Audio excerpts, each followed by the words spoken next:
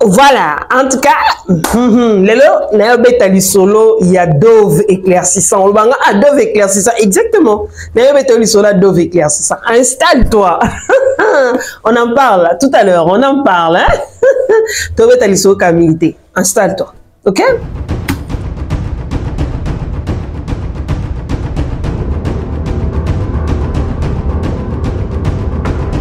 Alors, bienvenue dans Coloris Club 84. Merci Lissou Sounandenge Tokuta Nabino. Et ça a toujours plaisir. Hein? Plaisir. Il y a Obeta Nabino Masolo, il y a qu'on partage Nabino. Alors, Naza a besoin Natella ou bien Natella déjà. Alors, on a besoin de lotion uniformisé Natin et que ça la que Naza la bien. Ceux qui peuvent accompagner au moins quelque chose, mais ezala hydratante. Nana besoin il y a lotion anana au salandé alors au sal il aura peut-être oyo oyebi pe oyo OK oyebi oyo alors plus ça obi oyo non c'est les sous-té to changer côté d'accord voilà loko lingo changer to na Dove Deep Care OK to na Dove oyo alors ba komi pe a body lotion OK na Dove oyo yango OK? Le to na Dove oil. Dove oil. Dove oil eza éclaircissante. Otu nanga ondeni. Eza ndenge la même famille, ya ba produit na oto la kisabino. Donc oyo eza même famille. Bango yos baza eloko mo parce que eza éclaircissant.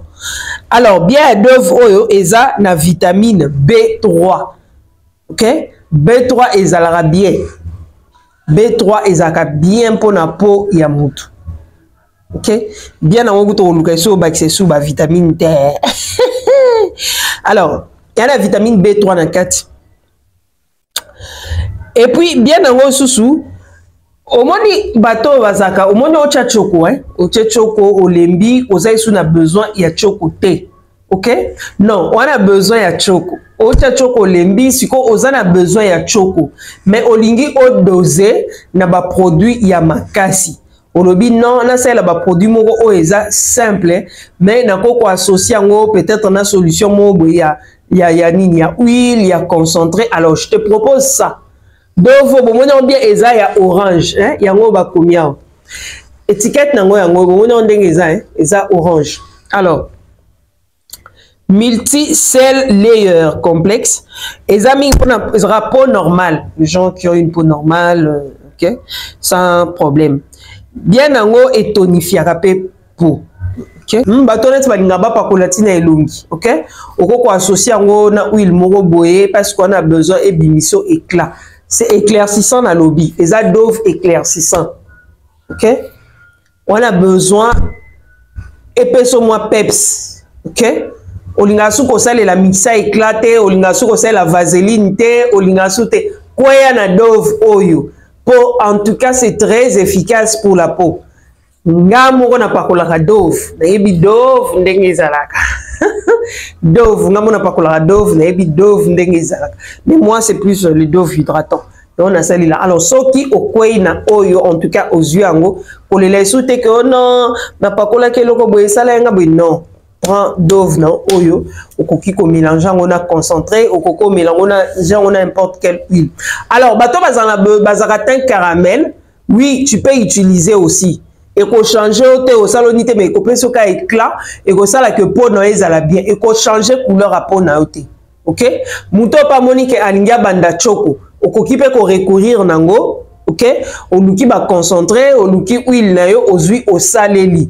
Question juste que épaisse yo peps épaisse yo teinte ya bien et l'eau comment oh ezana hydroquinone ezate ce n'est pas parce que balobi que c'est éclaircissant mais ezana hydroquinone té Dove oil OK ezana hydroquinone té ouais obeta lobité oh ezana hydroquinone na quantité to yokan hydroquinone ezate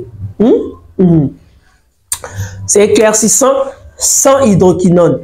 Alors, ce qu'on montre que est compatible et na peau na yo otiki. Mais en tout cas, c'est très efficace et que ça la yo bien et que ça la lo poso bien. Bato bazaka na banduta na katsa nzoto. voilà la lotion au pakola ponduta pe ekende. OK, ponduta ekende. D'accord? On a un savon, on a bien, on a un mélange, on a un savon. D'ailleurs, ce que vous voyez pas un biseau, on a un mélange à savon. Voilà. Au coquille conseil, on bateau, on a besoin, on a teinte à bien. OK, savon à biseau, mélange à savon à biseau en goy. Au coquille, oyo, zui, mélange à savon à biseau, oyo. Au salé, na dove, en tout cas, écopé, so, on a la teinte caramel, on a un mélange à savon à biseau en goy. Hein? Et que ça vraiment le poso il y a bien bateau si comme balinga rappelle que aza pembe alingi abakisa isusu moi teinte ou bien aza pembe mais olingi garder teinte na yo okoko sale la ngona huile oil et si na isabino que huile eza na hydroquinone na quantité. OK, c'est clarifiante okoko sale la ngona huile oyo osaleli na dove na o soko oza pembe en tout cas osaleli yango boy soko oza pembe olingi garder pembe na pembe ya choko pembe ya normal ozui osaleli boy ekopesa yo teinte ya bien soko odosa la boy c'est que bandosa la oyo uniquement le soir. OK, par contre ceux qui oza mwindu ou bien oza pembe oza na ba bouton okokipe ko salela oyo so oza mwindu et que on a besoin au pesa éclat. En tout cas, on associe lotion na yo boy. Na huile na yo. On associe en boy et qu'on pèse yo teinte moka bien et qu'on bongiso le poso et qu'on nettoie vraiment pour ceux qui osent l'ango boy. Alors, ceux qui peuvent olingi que o garder kaka nini noir na yo ndena lobaki ozuno ka savon na boy, hein? Chose a besoin au garder noir na yo ozuno ka savon na boy.